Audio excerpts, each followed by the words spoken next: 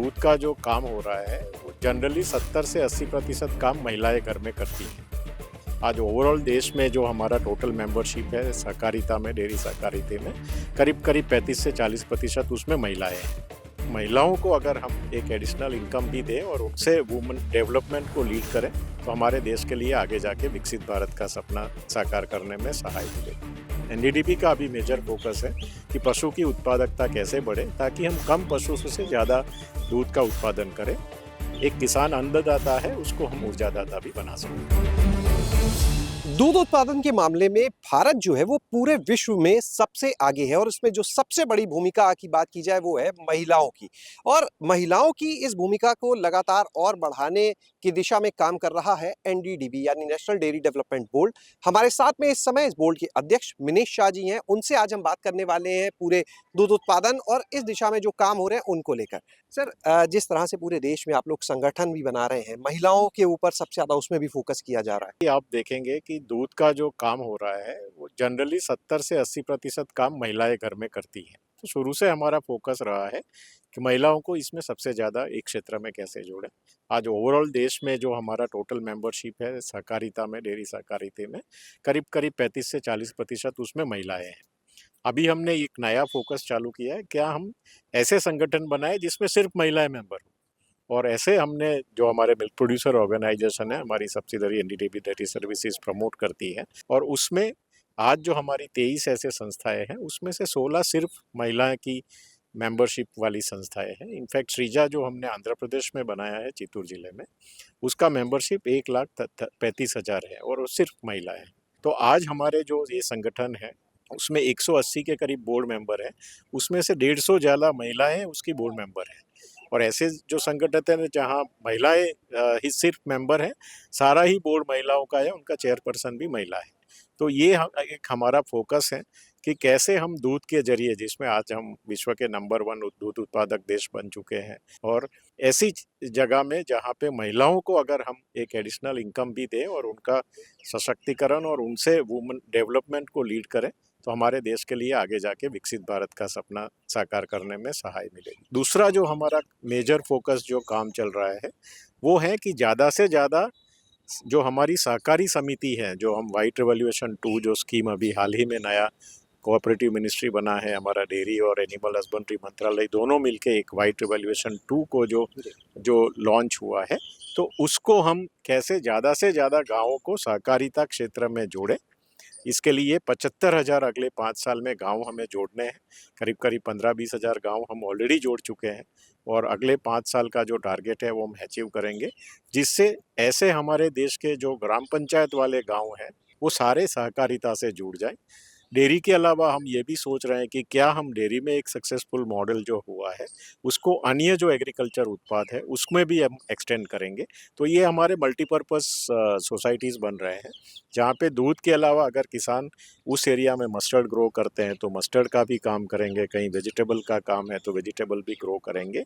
तो हम उसको एक मल्टीपर्पज़ विलेज कोऑपरेटिव सोसाइटी के रूप में बना रहे हैं, जिससे किसानों को अपने उत्पाद का जो दूध में हम आज हम करीब करीब कंज्यूमर जो खर्चा करता है 80% दे पा रहे हैं, तो अन्य उत्पाद में भी किसान को एक अच्छा कंज्यूमर जो पैसा खर्च कर रहा है उसका हिस्सा प्रोड्यूसर तक पहुंचे। और इसके साथ साथ हमारी जो उत्पादकता प्रति पशु जो है वो काफ़ी कम है। तो हम एनडीडीबी का अभी मेजर फोकस है कि पशु की उत्पादकता कैसे बढ़े ताकि हम कम पशु से ज़्यादा दूध का उत्पादन करें। और उसके लिए काफ़ी सारी हमारी जो इनोवेशंस हो रहे हैं, वो चाहे एनिमल ब्रीडिंग हो, एनिमल न्यूट्रिशन का फील्ड हो, एनिमल हेल्थ का फील्ड हो, उस पर काफ़ी इनोवेशंस हो रहे हैं। अगर आपका कम पशु से आप ज़्यादा उत्पादन कर पा दे रहे हैं तो कहीं ना कहीं पर्यावरण को भी फ़ायदा है, क्योंकि हम जानते हैं पशु एक मीथेन एमिशन करते हैं जो एक ग्रीन हाउस गैस है और उससे पर्यावरण को नुकसान पहुंचता है। हाल ही में हमने हमारा सेक्सॉटेड सीमेन, जो दुनिया में अभी तक सिर्फ यूएस की 2 टेक्नोलॉजी थी, हमने अभी एनडीडीबी ने अपनी टेक्नोलॉजी डेवलप की है।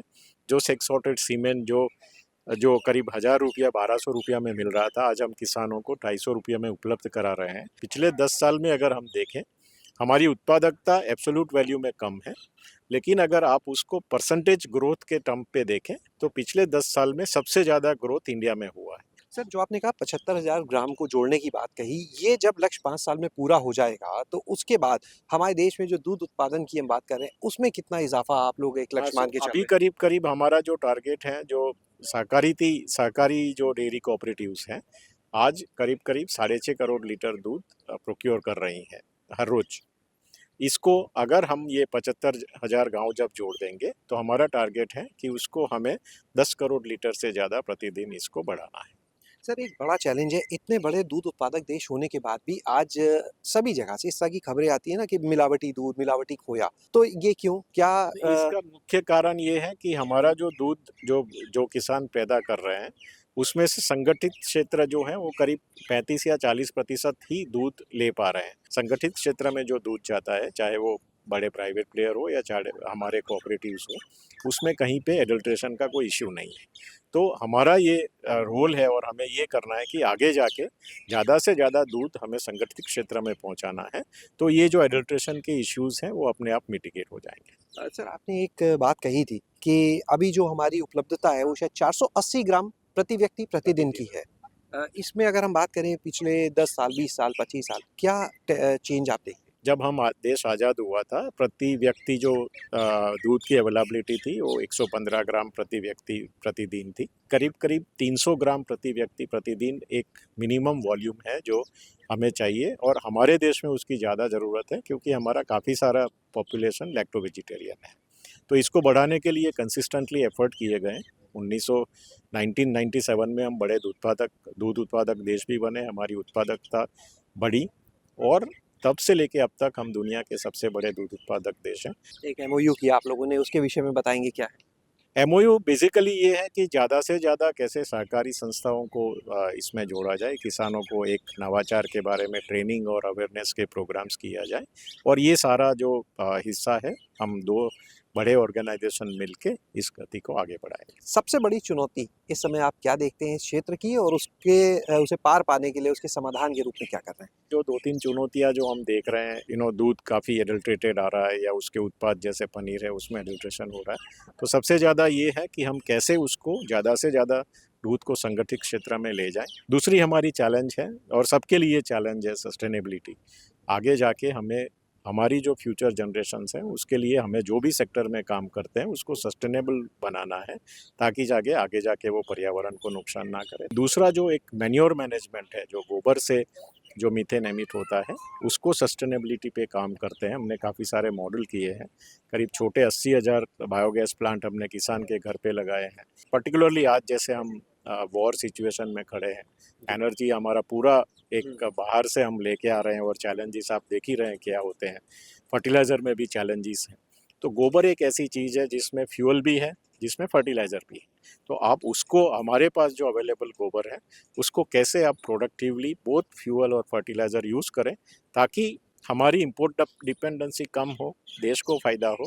एक किसान अन्नदाता है, उसको हम ऊर्जादाता भी बना सकते हैं। बहुत-बहुत धन्यवाद हमारे से जुड़ने के लिए। तो आप सुन रहे थे यहाँ पर मनीष जी को, जिन्होंने बताया कि किस तरह से एक तरफ जो एडल्ट्रेशन की एक बड़ी चुनौती है, उसे पार पाने के लिए लगातार काम हो रहा है। दूध उत्पादन के साथ पशु उत्पादकता है, उसको बढ़ाने पर काम हो रहा है। तो दूसरी ओर आज जब जंग की स्थिति है, तो वहाँ पर कैसे इसी गोबर को ईंधन के रूप में इस्तेमाल किया जाए, खाद के रूप में इस्तेमाल किया जाए ताकि आयात जो है, उस पर हमारी निर्भरता कम हो। इसे लेकर एनडीडीबी बड़ी भूमिका में काम कर रहा है। शैलेश अरोरा, गाँव जंक्शन। गांव जंक्शन को सभी सोशल मीडिया प्लेटफॉर्म्स पर फॉलो करें।